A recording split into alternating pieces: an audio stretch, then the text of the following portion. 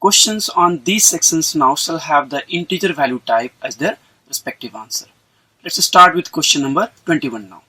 If linear density of a rod AB of length 3 cm varies from end A as lambda is equal to 2 plus x, then the distance of center of mass of rod from end B is P divided by 14 cm. Find the value of P. Lambda to be given in gram per centimeter and x is in centimeter. All the units are taken in centimeters and the masses would be taken in gram. First, to find the center of mass, we need to find what is the total mass of the rod here. This being how much? 3 centimeter. I'm taking the small dx from here, and the dm at this point will be, it is 2 plus x into dx. Integrate this one from 0 to 3.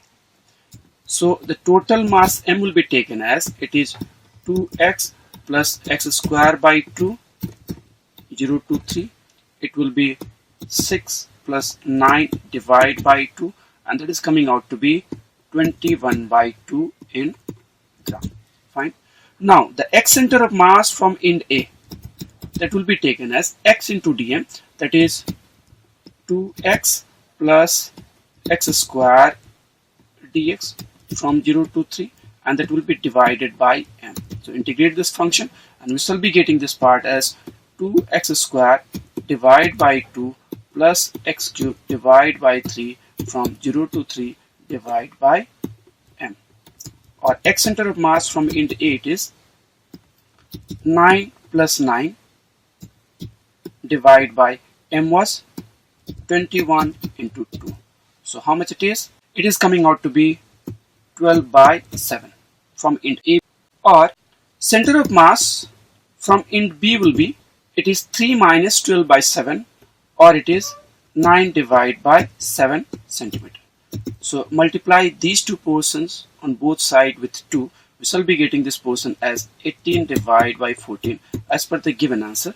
So comparing this one with this P, we are getting the value of P to be equal to 18. That's the answer for question number 21. Now let's proceed to question number 22.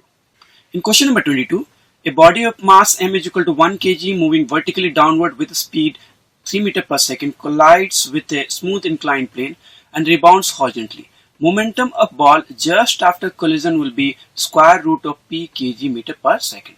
We need to find the value of p. This angle being 30. This is the impulse that actually being transferred in y direction, and this part being in x direction, and the impulse magnitude was, let's say it was p0. So should I say this angle is 30, this is 30, this is 60, this will be how much? 30 degree. So p0 cos of 30 degree must be equal to m into v, and m was 1 meter per second and this is 3 meter per second. I'm just writing down this part to be m into v. In the second case, particle moves along the direction with the speed vx. So I would say momentum transferred along the direction, that is mvx, it must be equal to p0 into how much? Sine 30 degree. Just replace this value of p0 from here. We shall be getting mvx as p0 to be equal to mv into cos of 30, and this part is sine of 30 degree. So this is the momentum finally just after the collision. So it is P is equal to how much?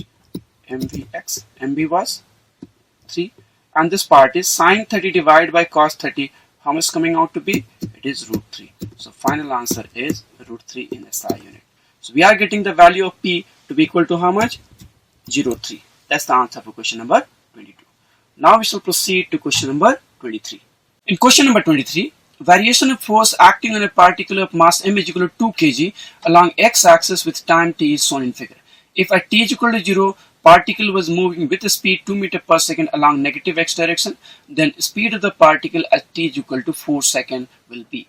We need to find this answer in meter per second. Let's say initial velocity was along the direction with 2 meter per second and finally it becomes along the direction with v.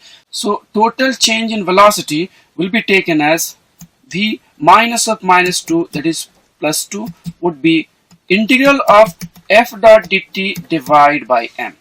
This particular portion is f dot dt is the area of this graph, and this is the value of m. I would say F dot dt, that means the area of this part would be 8 plus 4 and the mass was how much? It was 2 kg.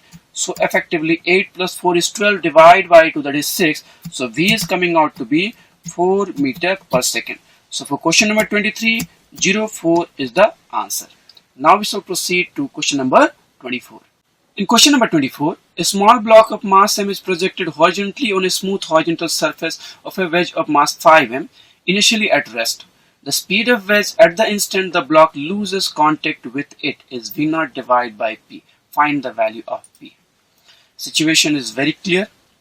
This mass will start moving along this direction, and by the time it will slide along this direction, both of these two masses shall have a velocity that is common, and that will be equal to velocity of center of mass of the system itself. Now further, it will lose the contact at this point. At that time, both of these two masses shall have the same velocity in x direction. I just explained. So I'll just find the velocity of this block to be equal to as the velocity of center of mass of the system of particles. So how much it is? It is mv0 divided by 6m. How much it is coming out to be? v0 divided by 6. This is the velocity of this wedge here. So comparing this answer with the one given here, we are having 06 as the answer for question number 24. Now we shall proceed to the final question of this paper, that is question number 25. In question number 25, velocities of 2 kg and 4 kg block connected at the ends of an idle spring are shown in diagram at an instant. The speed of 2 kg block when the compression in the spring is maximum is 4 by P meter per second. Find the value of P. As per the situation given, what I would say, for each of the different particle here, they both will be attaining a common velocity at the time when a spring will attain the maximum state of compression. So that means each and every different particle here, that is only two particles, they will be moving with the velocity of center of mass itself. So we need to find the velocity of center of mass of 2 kg block. That will be the velocity of the 2 kg block at the time of maximum compression. I guess the notion is very clear. So let's find the velocity of center of mass.